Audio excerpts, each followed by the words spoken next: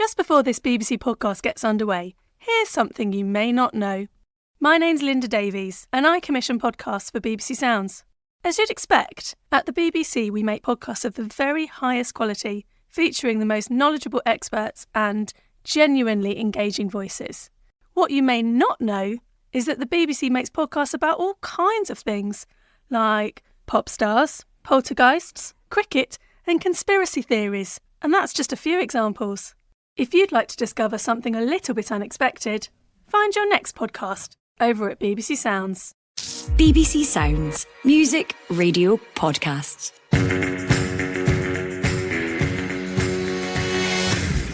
Hello and welcome to the Scottish Football Podcast, keeping you up to speed on everything you need to know about the national game. It's Friday, the 26th of April. I'm Jane Lewis, and here's what's coming up. Sims, goal!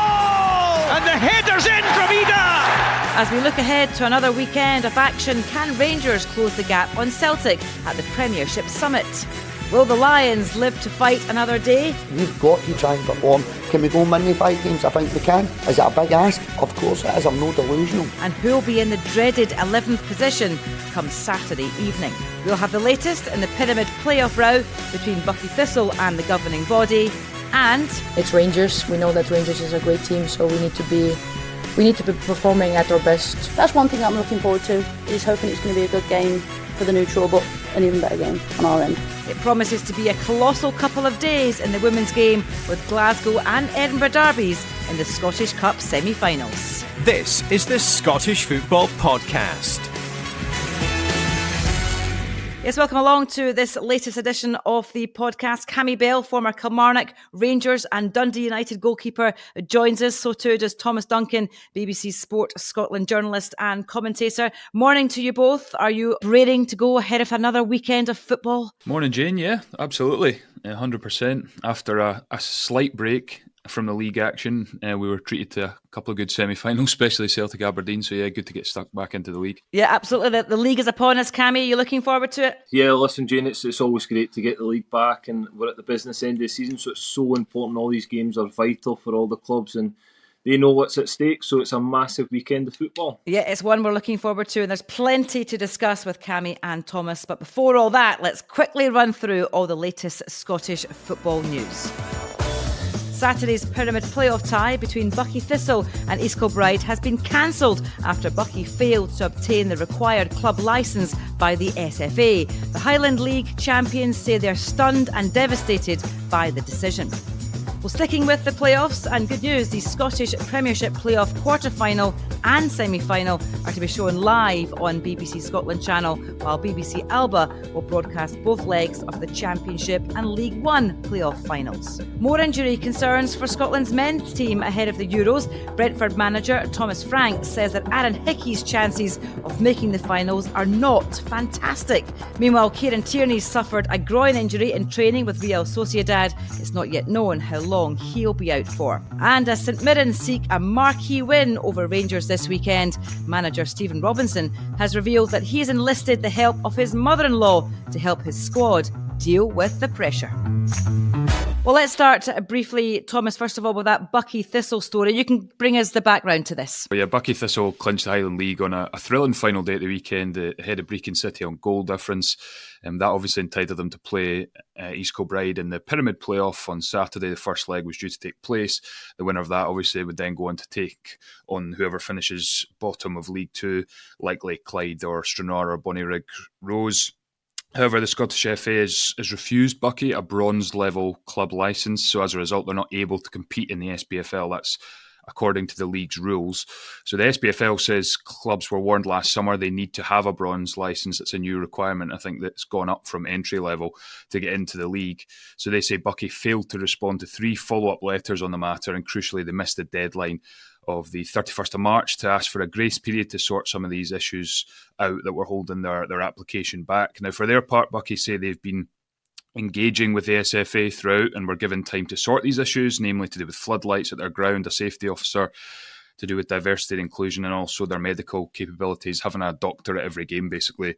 They say they've been committed to resolving these, so they say they're stunned and devastated by the timing of the decision.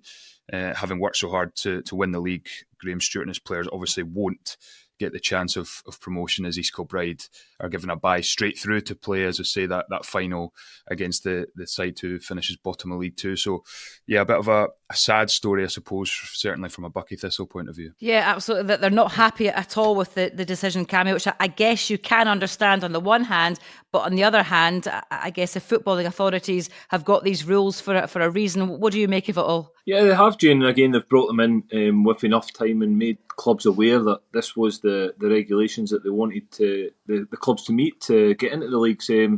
It's disappointing when you, certainly as a player and from the management point of view, that you've worked so hard all season in the Highland League to win that league, and it was such a competitive league this year as well, right down to the last game of the season, and then you get this hammer blow that you don't make the game to get into the league. So yeah, it's a huge blow. Listen, we probably don't know the ins and outs of it all yet, but yeah, you would like to think that both parties would have tried as hard as they could to work with each other to make sure they did meet requirements, but it doesn't seem to have happened, and it's a crying shame for Buckie Thistle because they've worked so hard this season. This is the Scottish Football Podcast.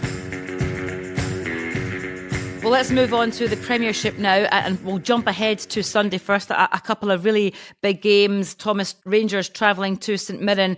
12:30 kick-off in that one. How do you see it going? Well, it's a massive game for Rangers. Obviously for St Mirren as well. They want to try and ensure they finish in that 5th spot and get European football for the first time, I think, since 1987, which would be incredible, and build on their 6th place finish last year. So it's a big game for both, but obviously focusing on the title race for the moment.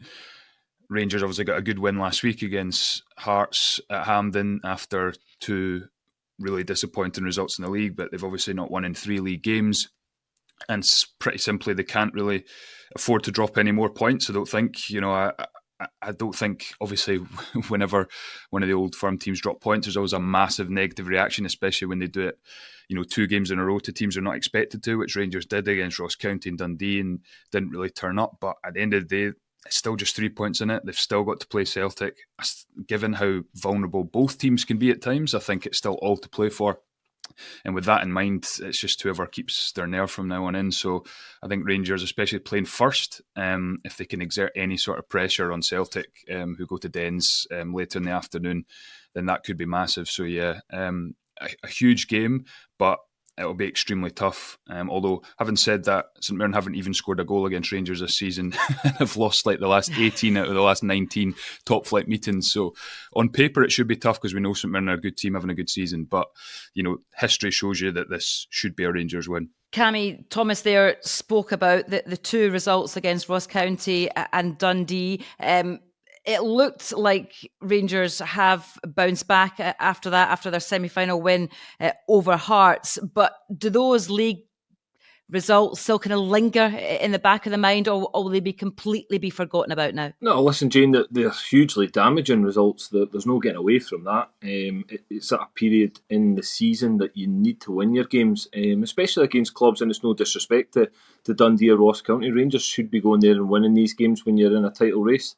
They didn't do that. They failed to do that. So, yeah, it'll be in the back of the players' minds that they need to react. They need to win this game on Sunday. It's a huge game for the club because they can't afford to drop any more points. They've had their blip. They'll be hoping that Celtic have a little blip between now and the end of the season. But no disrespect to St Mirren or Dundee. I think these are 2 games that both old firm teams will be looking at that they shouldn't drop points. You've got difficult games coming up that, again, Kilmarnock and Hearts away are difficult ties that again potentially are banana skins. But yeah, these are games that both old firm clubs need to win, and Rangers certainly need to go to Paisley and win that game. Stephen Robinson has revealed, Thomas, that he's turned to his mother-in-law to try and come into the squad. She's a psychologist, so I guess the mindset is really important in these kind of games. But he also says that the shackles are off for St Mirren and they're looking for this marquee win against Rangers or Celtic as well when they meet as well. Do you see them getting it?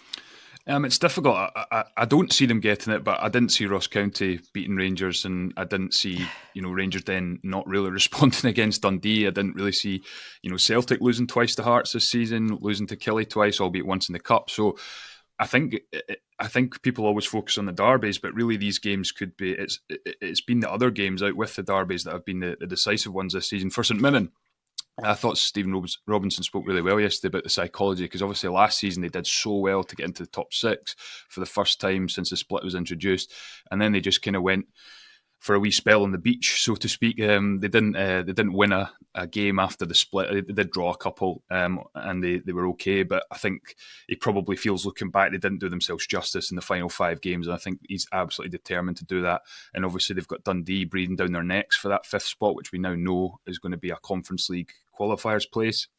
So they really need to keep the bit between their teeth and make sure that they don't clock off, which I don't think they'll do. But it is interesting, the fact that he's trying to boost the psychology and really get into the mindset of the players, because their form hasn't actually been too good recently. They kind of not limped into the top 6, but they didn't exactly get in there in sparkling form. They did their work earlier in the season. So yeah, it'll be interesting to see if Stephen Robinson's mother-in-law makes a difference in the running. Yeah, absolutely, it will indeed. You mentioned Dundee there. Celtic go to Dens on Sunday after that game in Paisley. It won't be an easy game, will it, Cammy, for Celtic, as Rangers of course can testify?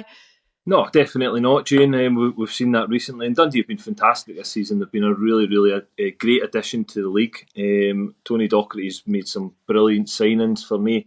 Listen, he's got to be up there with one of the managers of the year. He's been fantastic, the way that he's stepped into that role, and he's got his team playing some really good football. So yeah, it's going to be a tough task for Celtic. But as I said before, these are games that when you're in a title race, you must go there and win. They're always going to be difficult games. They're always sticky.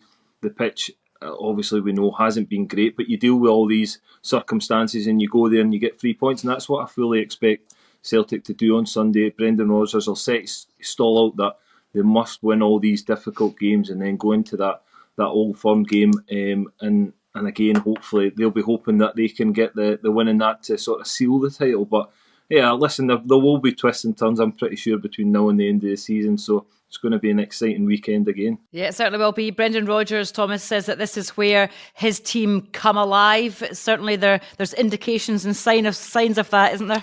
Yeah, it was interesting. The manager, usually they like to just play things down, but Brendan Rodgers was kind of a statement. And then after that, Rangers went and dropped points back to back. So yeah, I think we've seen it so many times. Celtic, so often they do get the job done, but I do think, there's no question they're more vulnerable than they have been in the last couple of seasons at this end, and it's just purely from a defensive point of view. We saw Aberdeen score from 2 cross balls to the back post. Dundee are one of the best teams in the league at set pieces, so I expect, when you look at Dundee Rangers, Rangers really, they had a lot of the ball, but they didn't seem to really control the game. It was quite end-to-end. I expect Celtic to probably control things a bit better and give Dundee less of a chance. But, there's no doubt Celtic are not invincible. So, yeah, I suppose we're about to see whether they well and truly come alive or not. Well, let's talk about Saturday's fixtures and some important ones on Saturday as well. Kilmarnock take on Hearts, and it's Motherwell against Aberdeen. And Cammy, Motherwell and Aberdeen, I mean, they're probably safe in terms of that relegation playoff spot, but they'll be desperate to try and get those 3 points so they're not kind of sucked back into things. Yeah, definitely. Yeah, certainly from Aberdeen's point of view, that sort of 5 point gap that they've got, they won't want that to get any closer.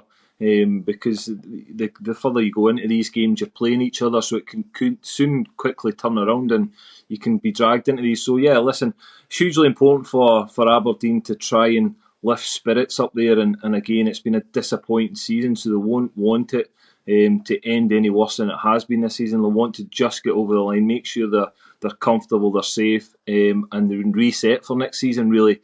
And from Motherwell's point of view, Stuart Kettlewell obviously hugely disappointed at just missing out in that sort of top 6 spot. But he's determined that he'll finish the season strong, and expect a lot from his players between now and then to probably try and finish in that 7th position. So yeah, there's loads to play for in the bottom split as well. And a really intriguing one, Livingston hosting Ross County. Livy could officially be relegated after this one, Thomas, and of course Ross County, well, they're looking to try and broaden that gap between themselves and the teams above. Yeah, I think it's a big game for Ross County. Obviously it's a big game for Livingston because they can try and cling on by their fingernails, but I think realistically we probably know that they are going to go down. But I think for Ross County, they've built up such good momentum under Don Cowie at home. They've been excellent, but they've lost their last 6 in a row. They've won 1 away game all season.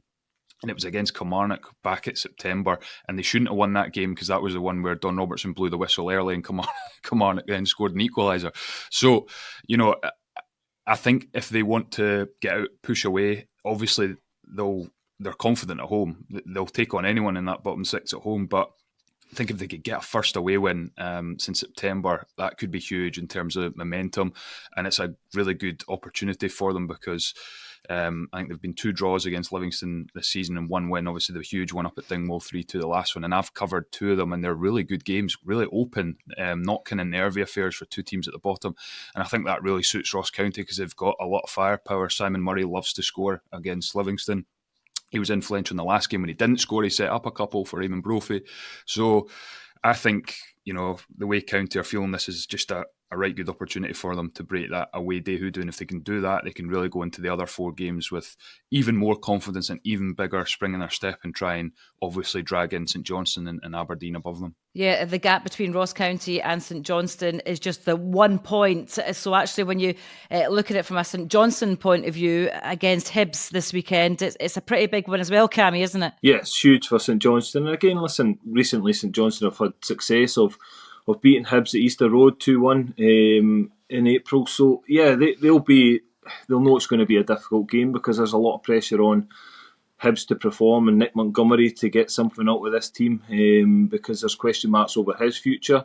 So yeah, they'll be looking at this game and hoping that they can put in a good performance. They know they can beat this team, so it's a massive game. Every game in the bottom 6 from now on in is going to be big for these teams that are in and around that playoff spot, and that includes Aberdeen as well because they're definitely not out of it yet.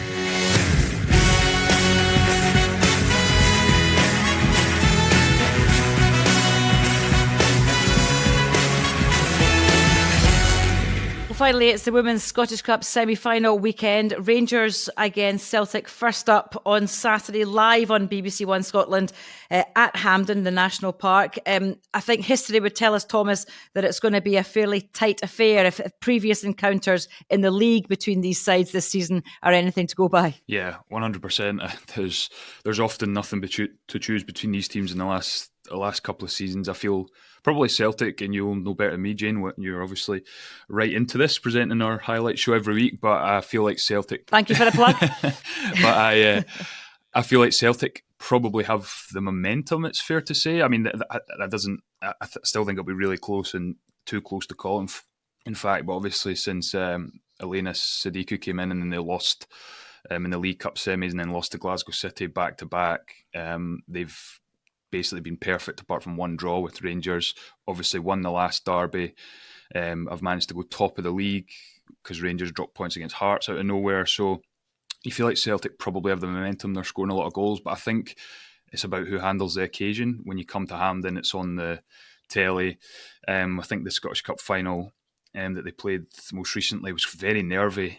Both teams didn't really want to go for it, and Celtic eventually nicked a set-piece goal. So I think it'll be down to who's the braver team on the day, who can handle the crowd, the stage, and who wants to implement their game on the opposition, because as you say, Jane, they're quite tight and can be nervy. So I think it's all about bravery, and that'll probably be the difference between those two. Plenty of exposure for these semi-finals. Cammy, as we say, Rangers Celtic is live on BBC One Scotland. Spartans Hearts is on Sunday. That's the other semi-final. It's live on BBC Alba. It's good to see, and I know you've got a family member who plays football. I mean, for young women, young girls across the country, it's that kind of exposure which will help the game grow, I guess. Isn't it? Absolutely, Jane. Yeah, my daughter plays, and it's brilliant to see the TV coverage that it's getting, the attention that it's getting this week. I've seen the build up to all the media coverage. So it's great to see, because that's the growth in the game, and hopefully it can continue. Hopefully it'll be 2 fantastic games as well, because it looks as if it will be this weekend. So yeah, hopefully everyone will tune in and watch it and take a real interest in. All the girls can showcase what they've got from their talent, because there's some fantastic players out there in Scotland to watch, and young girls watching. Hopefully that will inspire the next generation as well. And Thomas, just briefly, Hearts would be the heavy favourites, I think it's fair to say, against Spartans. No disrespect to them in that other semi-final. Do you see them winning through to the final, Hearts? Yeah, I think so. Look, it's the Spartans are obviously 10th in the SWPL. They're kind of staving off relegation just about. Hearts are kind of the best of the rest pretty comfortably. So obviously Hearts strong favourites. But I think the two meetings between them have only been 1-0 and 4-3 this season. So extremely tight. So I do expect Hearts to win, but again, Hearts are not used to going into certain big games as heavy favourites, with that attention on them and things on the telly. Can they handle that? I think that's what it'll come down to really at the end of the day. Well, we shall soon see. Time to wrap things up for this podcast, but many thanks to Cammy Bell and to Thomas Duncan as well. The weekend's football starts tonight. Live championship action between Adrionians and Dundee United. Tune in to BBC Scotland from 7:30. Rangers against Celtic, as we've been saying, in the Women's Scottish Cup semi-final is live on BBC One Scotland from midday tomorrow. That's Saturday. Spartans against Hearts is on BBC Alba from 12 on Sunday. Sports Scene will have all the men's Premiership highlights for you on Saturday and Sunday evenings, and Sports Sound on BBC Radio Scotland will have all the live action across the weekend. For now though, thank you very much for listening and enjoy your football this weekend. Bye bye. Just a quick reminder, the Behind the Goals podcast is available every Tuesday with me, Rachel Corsey, and me, Leanne Crichton. It's your one-stop shop for our take on everything that's happening in the world of football. Just head to BBC Sounds or wherever you get your podcasts and search for Behind the Goals.